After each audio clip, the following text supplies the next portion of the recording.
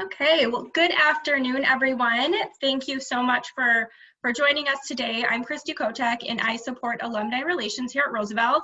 I'm also a proud alumna. I completed my master's degree actually before I was an employee at Roosevelt, so I was able to get acquainted with the university from a student standpoint, and now being able to support the community from alumni relations. So thanks again so much for joining us. Just a few reminders.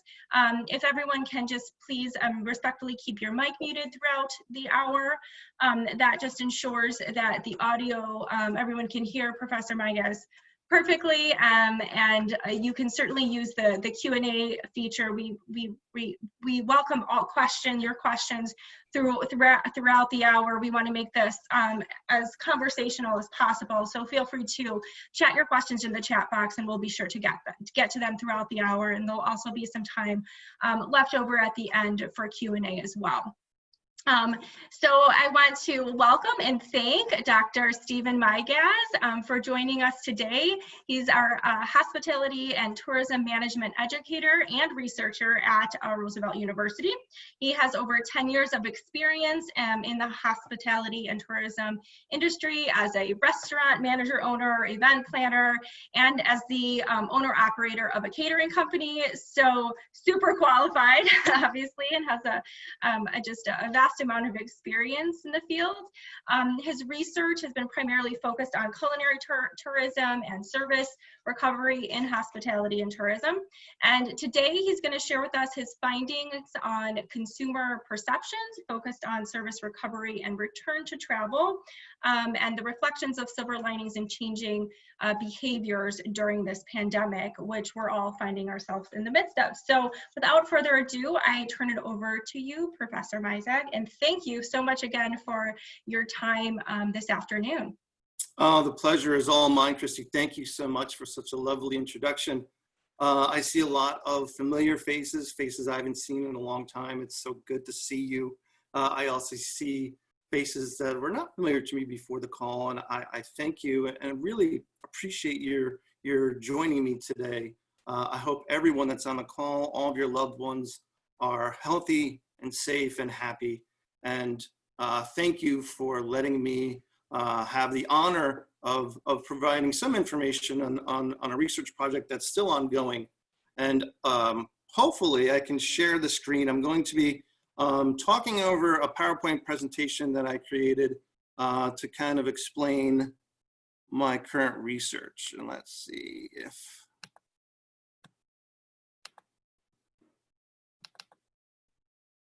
Okay, so as Christy mentioned, the research, the white paper or industry paper that I created with my colleague, Dr. Angela Durko, is titled Travel Consumer Feedback and Reflections During COVID-19. As you can see, it was published in May 7th, and the formulation of the research and the creation of the survey that we used was made. The data was collected way back in April. So this is a little ways back. And here we go. I wanted to briefly summarize the team and give you some points on the background on the study. Obviously, Dr. Angela Durko and myself, we are the researchers. We have a long history. We went to graduate school together. We've worked on research together as a team prior to this this particular research agenda. And I would say that, you know, the orange of the study, the way we came about thinking about this study was because as friends, we talk often. But we were, prior to beginning this study, we had been talking very regularly because we were working on another project together, and that was a joint travel abroad class on service quality. We were planning to go to Greece. Her class from Texas A&M, obviously my class, undergraduates from Roosevelt. We were going to meet in Greece. We were going to have a great 10-day class in the summer. So of course we had to have more discussions about that, mostly ending with, damn, we're not gonna be able to go to Greece. But at this time, when the pandemic started to be called the pandemic in the news, and when, it was becoming obviously a big story, most of my colleagues in hospitality and tourism were talking about, well, what study are you going to do that involves COVID? Because obviously it's maybe the biggest story that we've ever had. So that was a conversation that Dr. Durko and I did have. We talked about what we wanted to do, and based on our backgrounds, we thought that we had a pretty good idea. Dr. Durko focuses on consumer behavior. She wants to know what motivates people to travel, what changes are in duration of travel stays, what products and services are most reflective of a traveler's wants and needs, how do traveler needs change over time. And my background is actually in looking at service provider performance. I want to know, after a service provider there's been an issue, a problem, how effective have the service providers been at resolving the problem? So we have two similar backgrounds, but they're different enough for us to kind of go into this project with really three goals. We wanted to understand the consumers in terms of just how this COVID pandemic has impacted their lives, right? Just on a human level. But we also wanted to understand how this was going to impact their present and future travel decision-making and practices. And then finally, we wanted to understand how the canceled travel plans, how those plans were communicated, and how the consumer felt about how the process was. Were the service providers successful in providing a resolution to the consumers who were impacted by canceled travel plans? So those were our research goals. And would like to just briefly mention that the research gap, as I mentioned, this is a white paper or an industry paper, but it's also part of a far more comprehensive research study. And in service recovery in hospitality and tourism, most of the time when we research service recovery, we're only looking at one industry. Let's say we're looking at one particular company that works in the hotel industry, or one restaurant and one specific incident. So obviously this is on a much grander scale. We're talking about the hospitality, tourism, and travel industry at large. Everything that huge umbrella, that all these sub-industries that make that such a big industry. And we're also obviously talking about the impact of a viral epidemic. And this isn't the first catastrophic event that has impacted tourism. There's been several, whether they be, civil strife, whether they be terrorism, whether they be natural disasters, like Hurricane Katrina, 9/11. All of them have a significant and negative impact on travel and tourism. But previous research suggests that they have a far less impact than a viral epidemic. And the most recent studies we can look at really are from like 2004. And researchers that looked at the impact of SARS on China. And the impact of SARS on China, according to many of the researchers, it really devastated the tourism industry for years. And unfortunately, that there's a death toll, but it was less than 10,000 people worldwide. And what we're talking about now with COVID-19 is obviously exponentially far more devastating. So the potential impacts of a viral epidemic on travel and tourism are incredibly significant. And it could be due to the increased media exposure. It could be due to the locality of a lot of these catastrophic events. If there's a hurricane in Katrina and you live in New Mexico, well, you certainly feel bad for those folks, but you don't feel threatened. If there's a terrorist attack in downtown New York, well, you might feel threatened if you live in Chicago, but if you live in rural Nebraska, you don't feel threatened. With a viral epidemic, I believe everyone feels threatened and is worried about their mortality. So, you know, there's a lot of reasons to be studying COVID.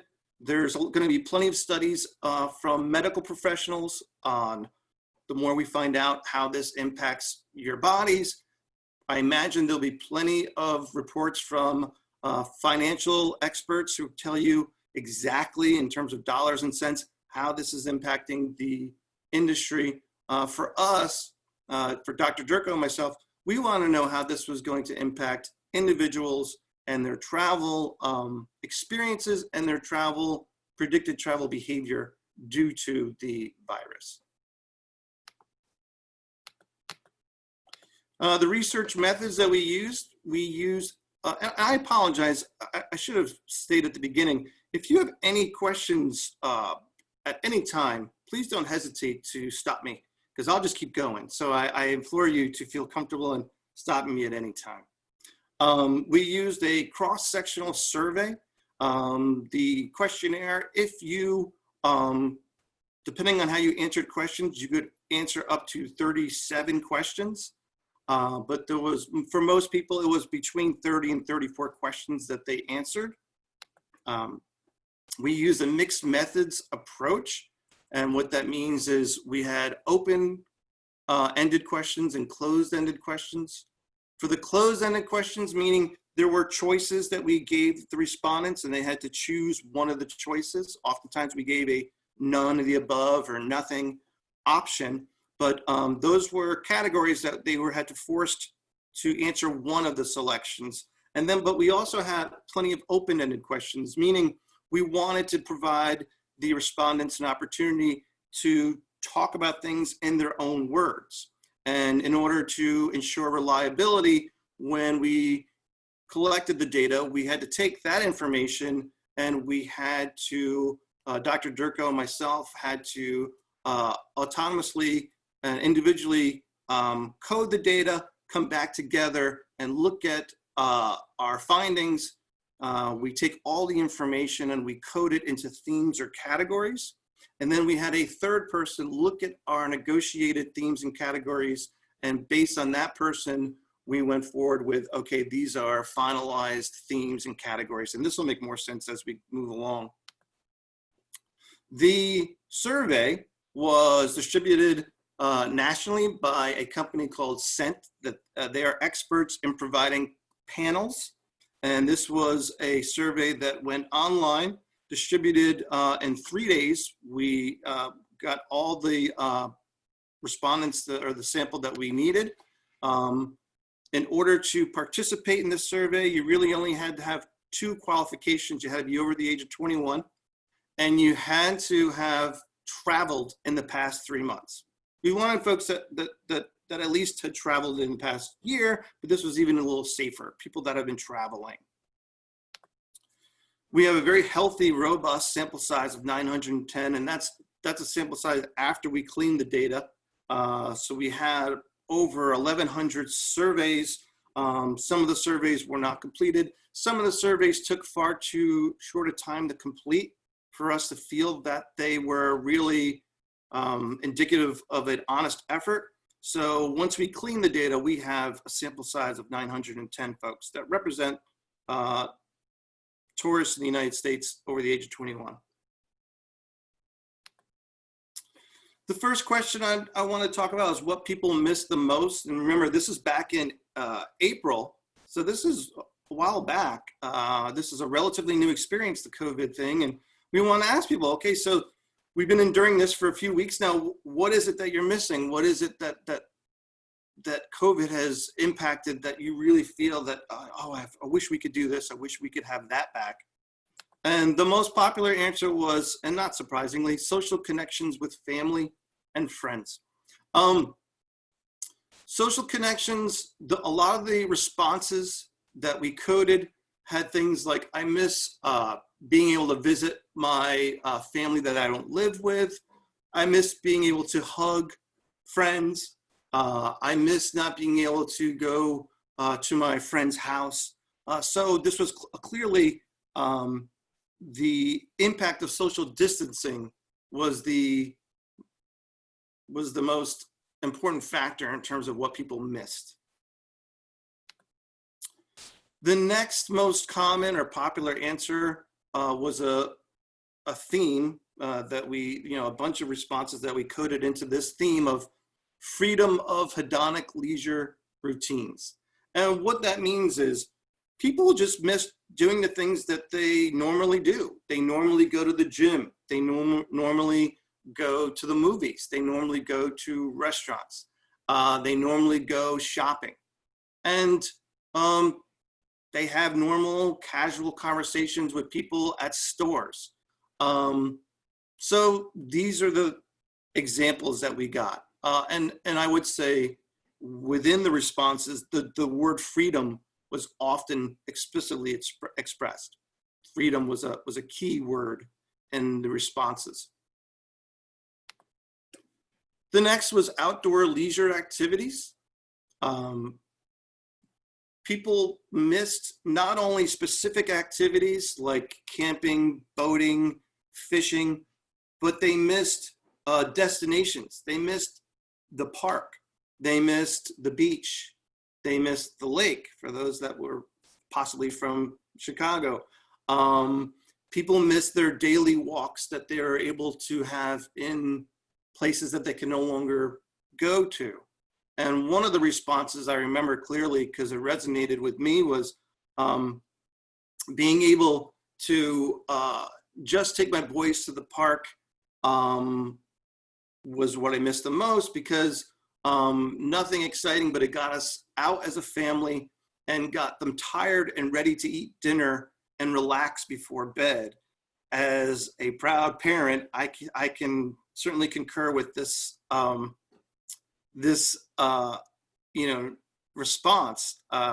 Having the outdoors, having the park and the playground taken from you is not only symbolically upsetting, but it's also something that we utilize. The next was large gatherings for events. People missed going to spectator sports. People missed going to weddings. People missed going to support groups. People missed going to church. And obviously people talked about graduation, because at this point there was lots of talk about not having graduating ceremonies. And the last was work and school. People missed work and school for two different reasons, really. It was broken down between the financial hardships due to a decrease in work schedule, or it was loss of focus, loss of a routine. A lot of the respondents talked about the fact that not being forced to go to a class or to work really interfered with their ability to stay on target. So these are the things that people miss the most. In terms of long-term behavioral changes, another question, an open-ended question that we asked everyone is, what are some of the changes that you have to take now? You have to actually change because of this situation, but what ones do you think you'll continue to do once, hopefully, COVID is no longer a reality, right? And the answers were interesting. The first and foremost answer, most popular answer, was self-care and hygiene routines. A vast majority of the people that mentioned this talked about now they know how to properly wash their hands. They were never not going to stop washing their hands 10 times a day. When it came to the impact of COVID, Well, they realized that they weren't getting enough sleep and they weren't eating healthy and they weren't taking care of themselves. And since they had to kind of change their exercise routine, they had made it and they liked it and they were going to stick with it even if they were allowed to go out, go to the parks and go to the gym. So self-care and hygiene was certainly the most popular answer.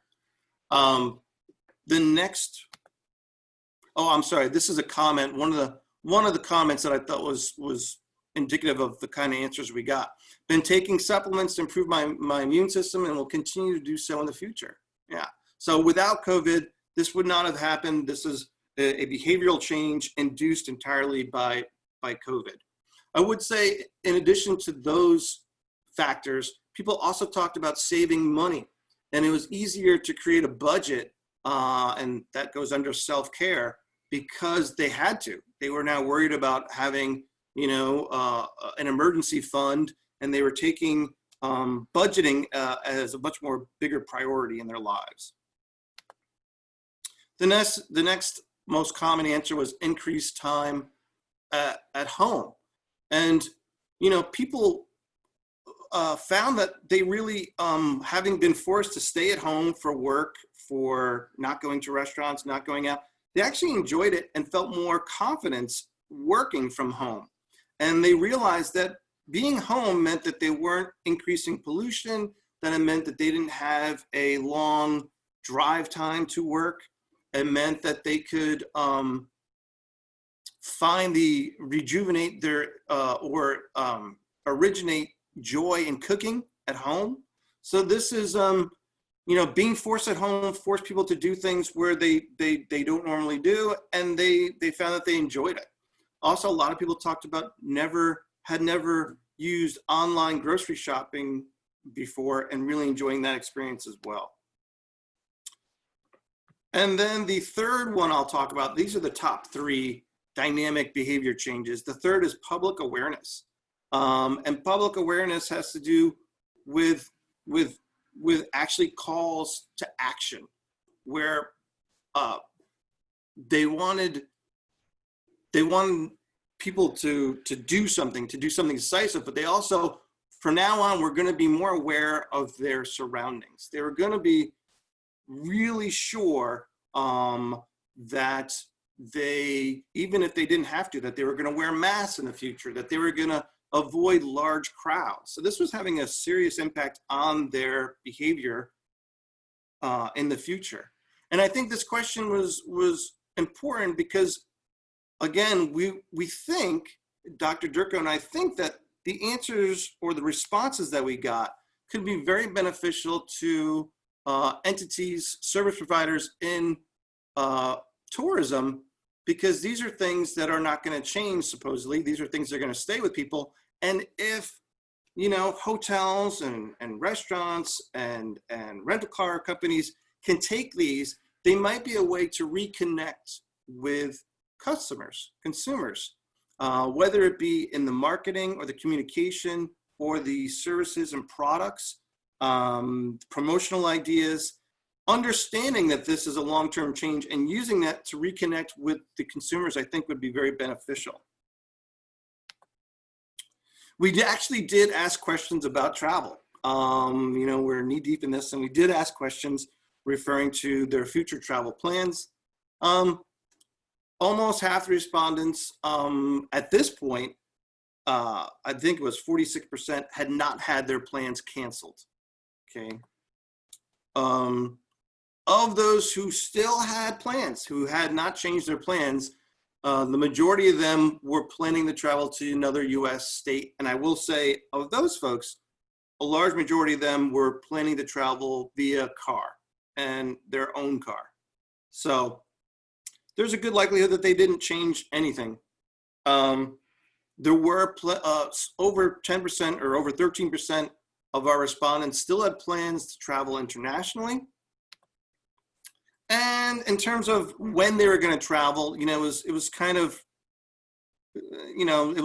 level between the months, with May being the most busy month and July being the least busy month. But, people had travel plans throughout the summer, including August, including May.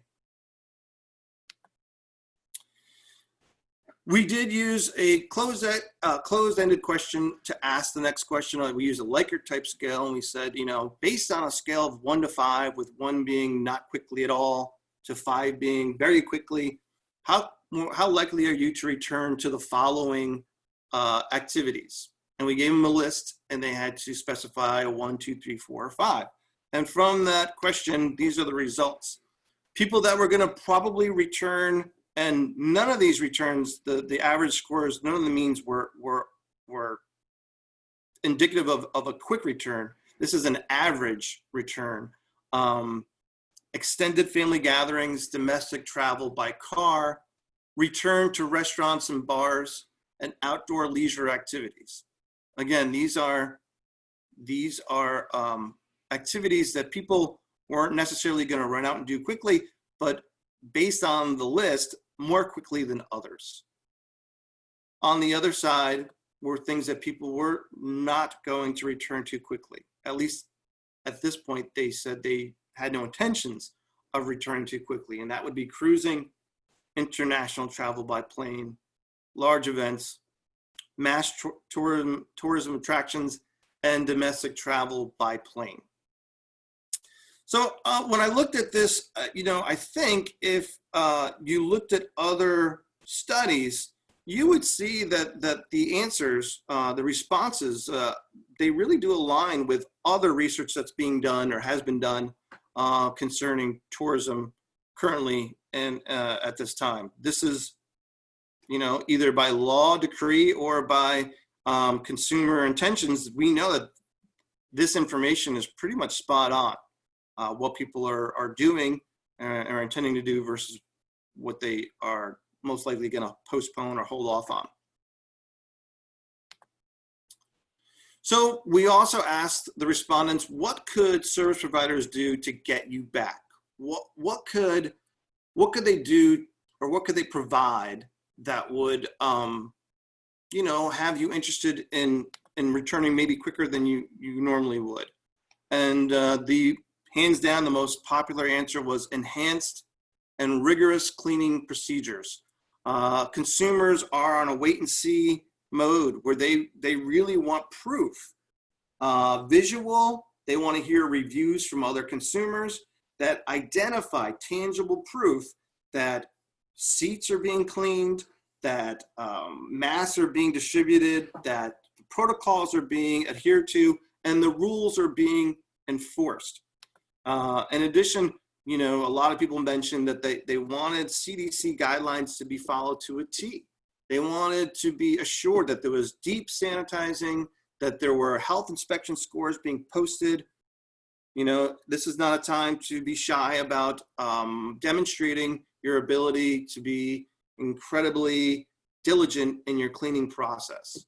That's what people want. The next one was improvements in customer service. And this has to do with most of the people that had their plans unfortunately canceled.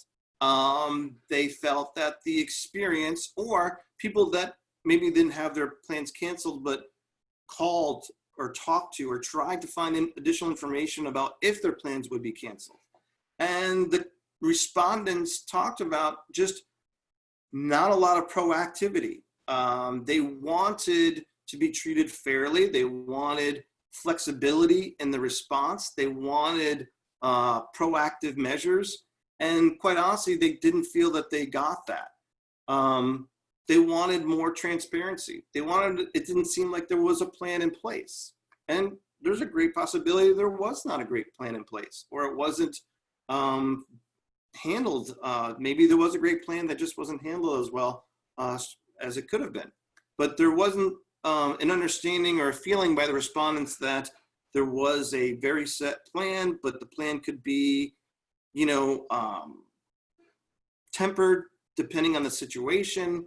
And the respondents said that it was very unclear what the plan was to them. And then lastly, the respondents talked about, well, if you want me to come back, if you want me to go travel, I need some free stuff.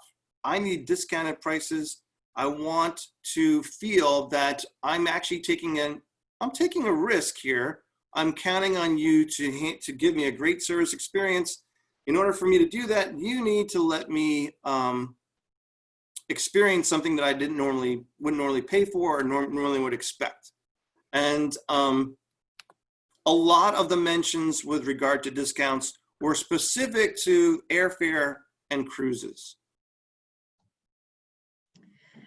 Professor Migacz, a quick question. You know, as far as, you know, airlines or hotels, you know, sharing how they're going to enhance their processes or their procedures to make people feel comfortable, do you think that'll come across in their advertising? I mean, how do you expect for them to communicate this? I'm thinking back, I was thinking some of the commercials I've seen recently on stores, and they're showing their employees wearing masks or, you know, hand sanitation stations. So I'm just wondering, from your perspective, how will we receive that information? That is a great question, Christy. First of all, I second that. To be honest with you, when I'm watching television, I'm seeing these commercials. I'm wondering when they read our study, because there's a lot of attention to them empathizing with guests, but also talking about what they're doing, showing them in masks, showing them, you know, trying to be as diligent as possible. So I agree. I think, you know, advertising is important, but I think more important, you know, now more than ever is social media, electronic word of mouth communication and advertising. Consumers really do trust other consumers. So if we read that a company is doing a great job in terms of adhering to CDC guidelines, if we see video, you know, everyone's got a phone with a camera. If we see video of people doing what they hope that they're doing, then that's really impactful. And on the other hand, there's plenty of videos where we see the very opposite, where we see images of people not doing what they're supposed to be doing. And negative word of mouth is far more interesting to people. Consumers love to read negative stories more than positive stories. And negative word of mouth is far more influential in our behavior than positive word of mouth. So if we see people doing a good job, there's a good chance that, you know, we might consider that company in the future. If we see evidence of a company not doing a good job, there's an even better chance that we're not going to use that company. So companies have to realize that everything's being videotaped. So give tangible evidence that you are doing the things that you need to be doing, and you're doing everything that's going to be helpful. Great question.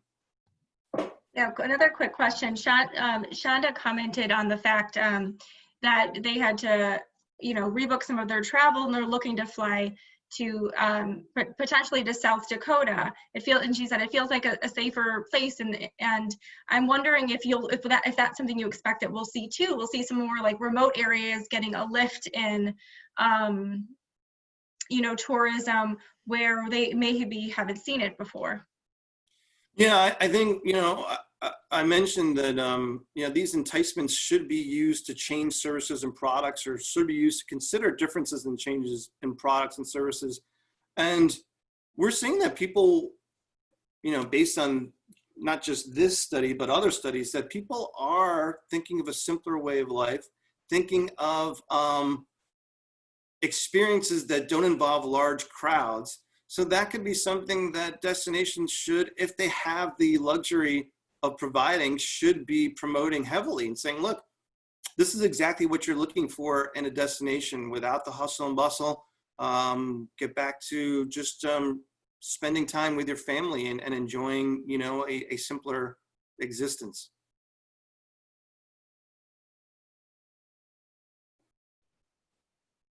Okay, I'll move along unless there's any additional questions at this time.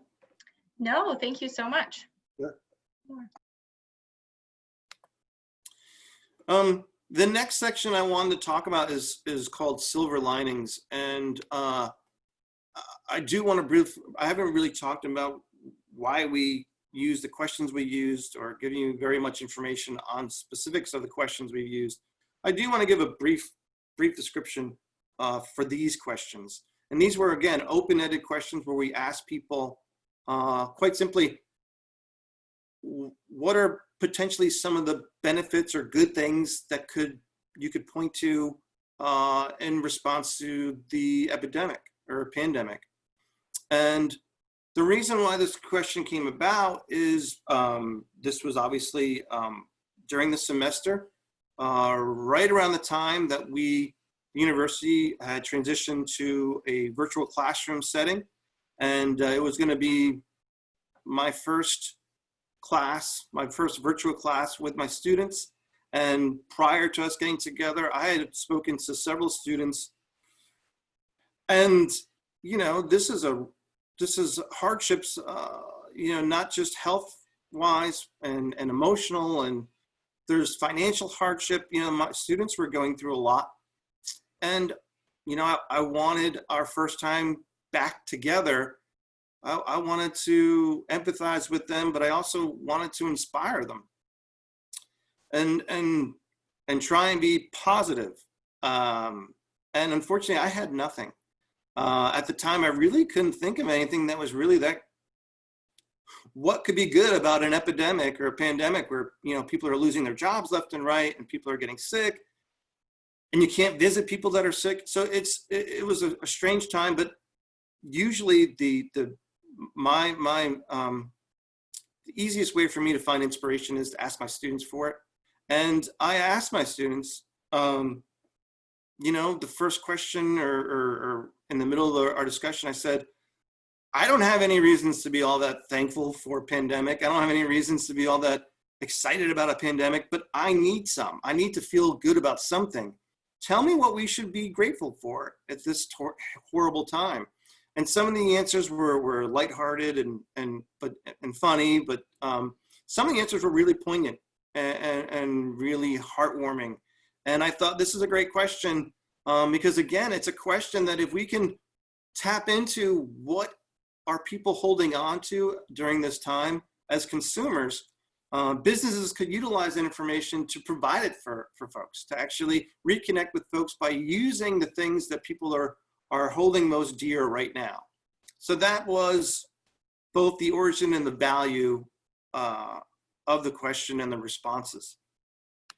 So what we got, number one, was the pandemic provided people with a time or a instinct to evaluate or reevaluate their priorities in life.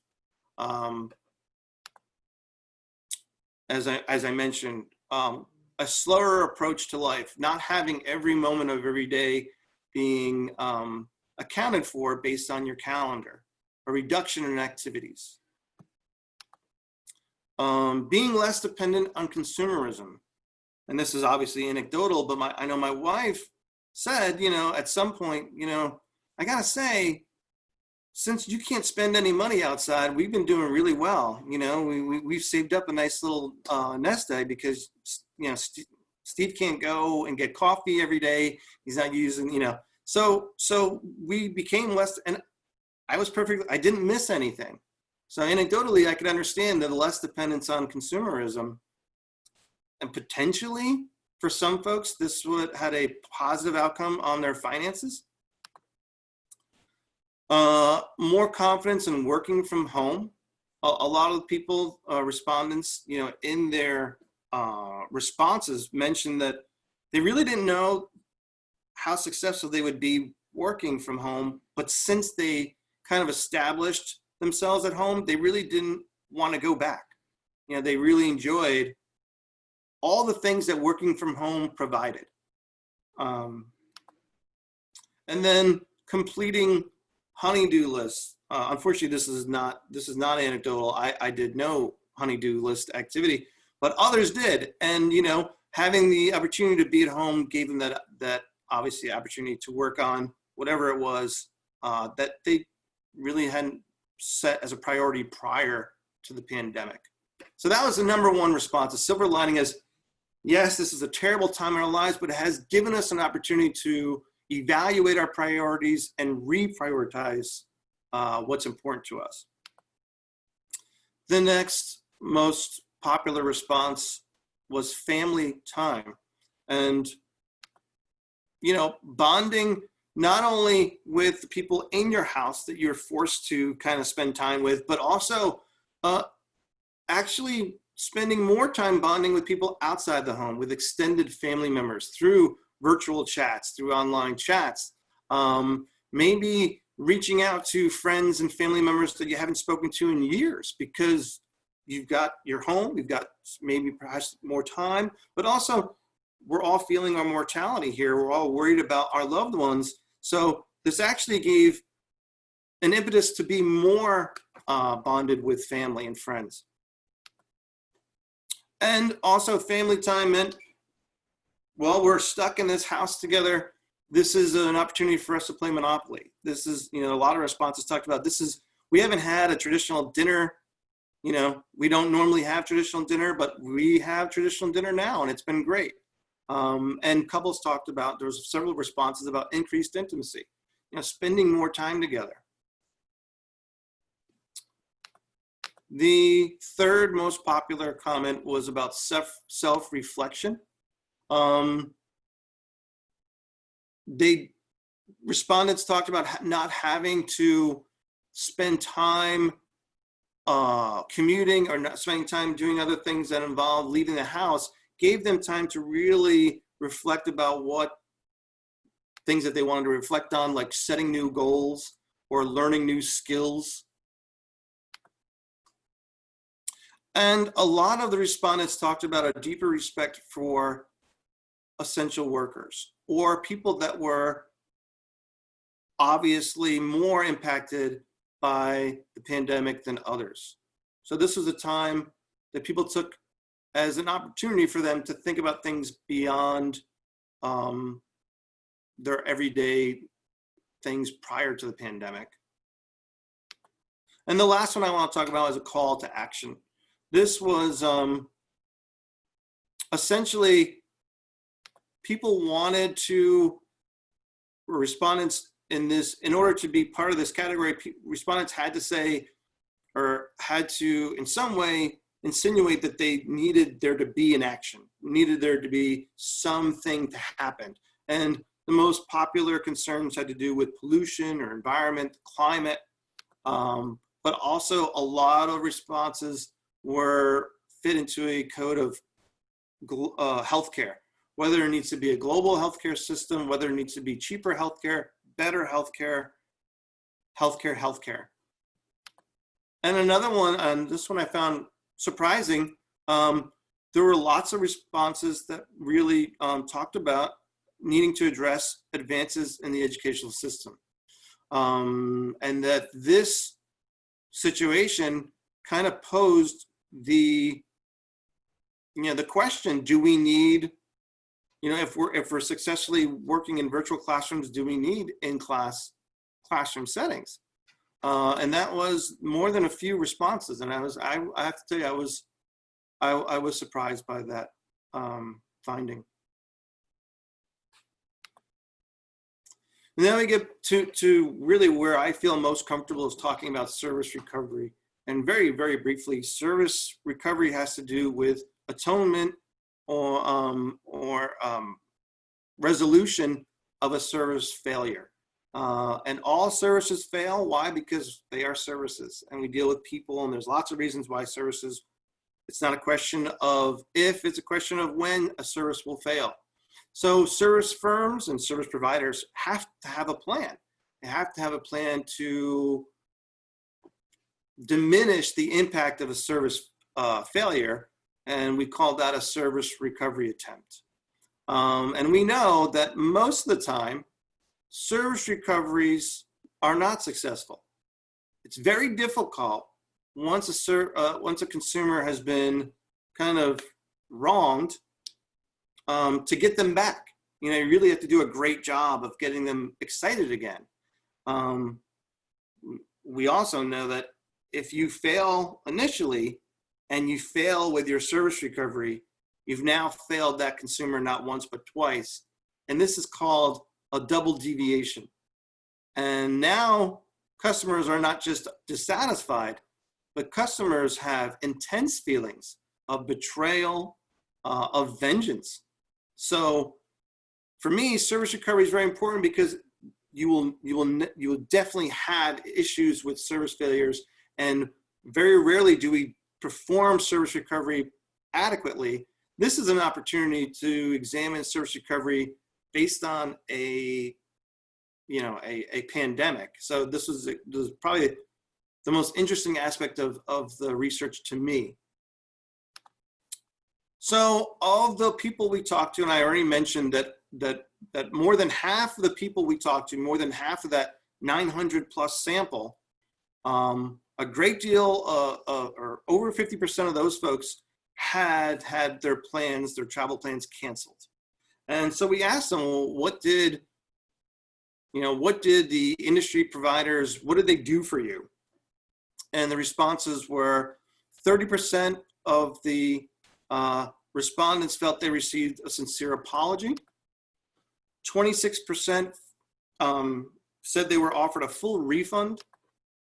16% said they were given full credit for the same trip, only pushed back or pushed to the future. 13% were given a partial refund of their payment. And 12% at the time of the survey still had not had a resolution to their problem. So looking at this slide and looking at the results, it made me wonder how happy people were with the recovery process. And, this is, goes in line with why we care about service recovery, because service recovery can have significant impacts on whether a person will continue working with a company or work with a company in the future, whether the person will have nice things or not so nice things to say about that company to others, and whether or not they're going to have a feel that they have a positive image of that company. So these are all important things. And what we found when we asked these folks, these respondents, what were the most important factors for you having a good feeling about your service provider? This goes in line with everything I've ever known about service recovery. What's important to these folks in this sample is exactly what's important in all other studies about service recovery. They want courtesy, they want flexibility, they want honesty, and they want justice, or they want to be treated fairly. So these things that are exactly the most important were cited by the respondents as the most important things, why they felt they had a great experience with the industry provider for this particular problem. This goes in line with years and years of research. Hey, do we have a moment for a couple questions that came in? Absolutely. Okay. First question from JC. What effect do you think this pandemic has had or will have on the perception of the hospitality, travel, and tourism industry as a career option for future students or those that are looking to get into the industry? Yeah, I think that's a phenomenal question. I owned a restaurant during 9/11, and I can't pinpoint and say 9/11 is the reason why my restaurant closed down, but I can tell you that it had a tremendous impact on the solvency of my restaurant. And I had every, anything that a failed business owner, experiences emotionally and financially, I had that happen to me. So I can empathize with my students. I know what it's like to experience loss of job, loss of income, feeling of failure, all those things. But I think that the industry attracts people that can't help but love the industry. I'm in an industry that I can't imagine not being excited about. What do we provide? We provide happy memories. We deliver generosity. how does that go away? How do I stop that and say, Steve, you just become an accountant? You know, there's safety there. Who knows? I mean, we're looking at a potential recession / depression. We don't know what industries are going to be most stable.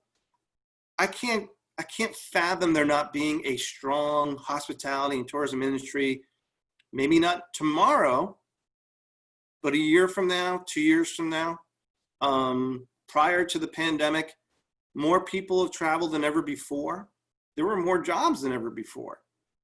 Some of the trends that we saw, though, prior to the pandemic, consolidation, a better balance of high tech and high touch. You know, we saw those things happening, and I imagine that those things will be even more important post-pandemic. But the hospitality and travel industry, you know, if you're a student currently in school, I would say be patient. But if this is your passion, I would say have faith. Great question. I love that response. Thanks. Another question came in from Thomas Kernan. He says, thanks so much for sharing, Steve. He has a question about the perceived long-term behavioral changes. How are you thinking about people's assumptions about their long-term behaviors being like the New Year's resolution? That is, we might say we will keep washing our hands really well or eating dinner with our families, but by this pandemic's metaphorical February, will our thorough hand washing and family dinner sit next to the exercise bike and gym membership? Do you have a way to attempt to account for respondents' sense of long-term commitment to their responses or lack thereof? Tom, thank you for the question.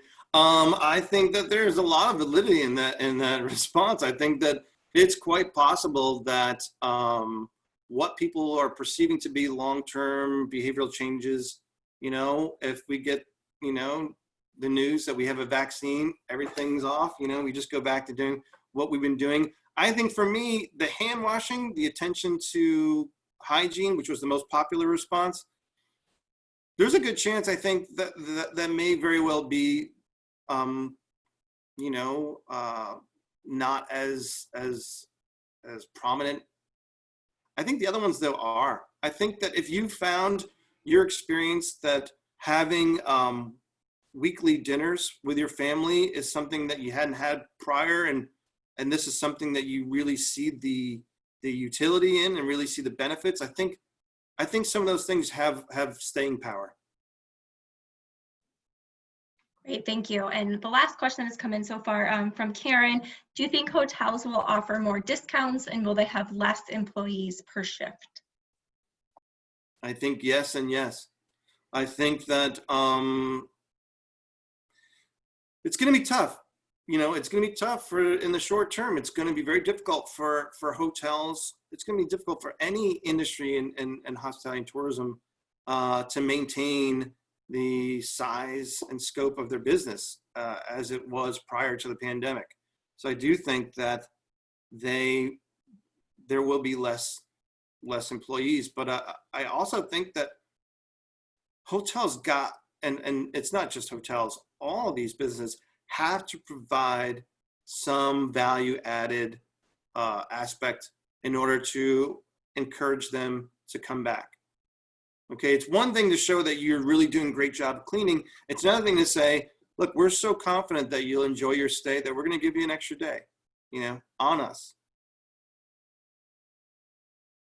And I realize the financial implications associated with that, and they're high, but I don't think that there's much of an option. Then one more question popped in. How do you think movie theaters and play venues will be able to come back? Well, based on the research that we've done on this white paper, and I should say that this white paper is shared on the Roosevelt. Actually, Christy can probably tell you better where it is than I you probably know better than I do where it is. But the research based on this white paper would suggest that large gatherings is not something that people are really excited to be part of right now. It's one of the things that they're least likely to kind of participate in. So, you know, I think that what, you know, movie theaters can do is kind of what restaurants are being asked to do, is diminish capacity. And as you know, someone in the industry, I can't imagine working at diminished capacity in a restaurant and really, you know, making it. Usually you need every table that you got. You need to turn those tables 3 or 4 times. So only having, you know, 30% of potential customers in your restaurant, I don't know what that gets you.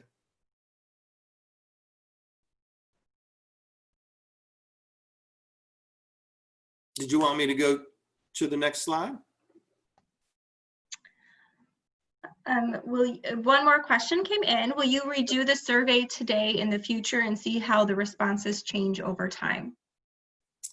That is something that actually, that's a great question, because a lot of the peer-reviewed journal editors are really, because the topic is so incredibly important, they're getting deluged into thousands of articles that are being submitted about COVID. And what they're saying is, unless you can compare results, we really don't want to spend too much time on one-time studies. So longitudinal studies or studies where you can compare very similar studies would be something that would be most interesting to us as editors of top tier journals. And I understand that. I don't know if we would do that. I'll be honest with you, you know, the world changes so quickly.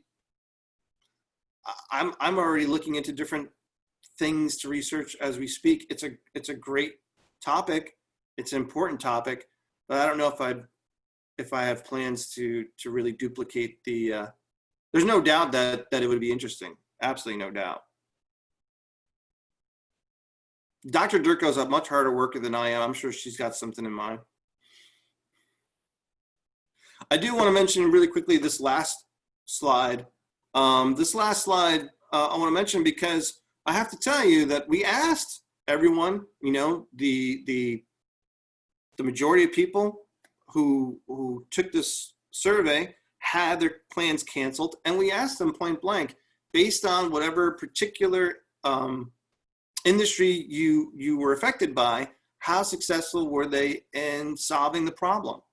And as you can see, the numbers are high. I can tell you, rarely are our industry service recovery numbers be above 50%.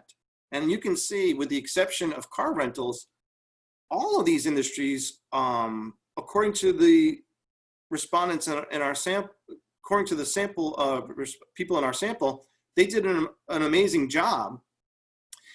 And that is another aspect of our research, and that's why this is a comprehensive research project.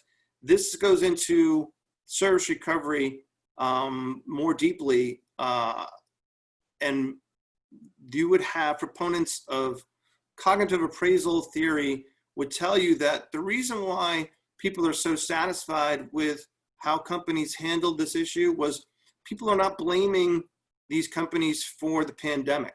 And if they don't have control over the issue, then they don't expect as much, or they're not as scrutinizing as they normally would be.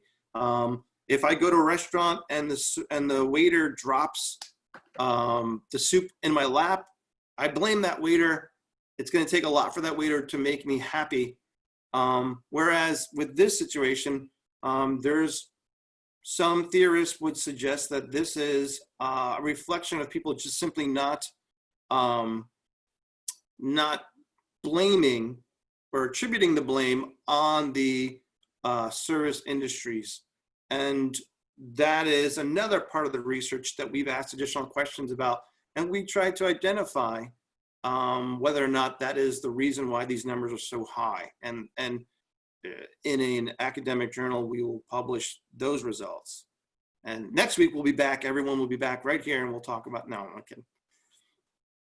I think the last 2 slides are really the key takeaways that are also provided on the white paper itself. So unless you have any further questions from me, I think that's it.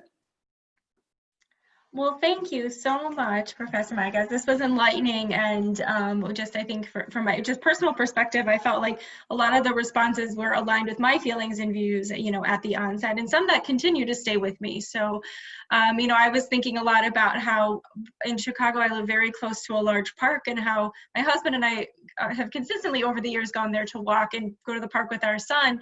But we're like, it's just always booming now with people riding bikes and exercising or hanging out as a family. So that's been really pleasant to see. Yeah. But thank you so much for your time. Are there any last minute questions? And thank you all for joining. You'll receive a post webinar email with the link to this recording. In that link, you can also find Professor Migacz's white paper. I shared the link to in the chat. And I hope you all stay safe and well. Thank you all for your attention. I appreciate it. And thank you for your help, Christine. No, thank you. The pleasure's mine.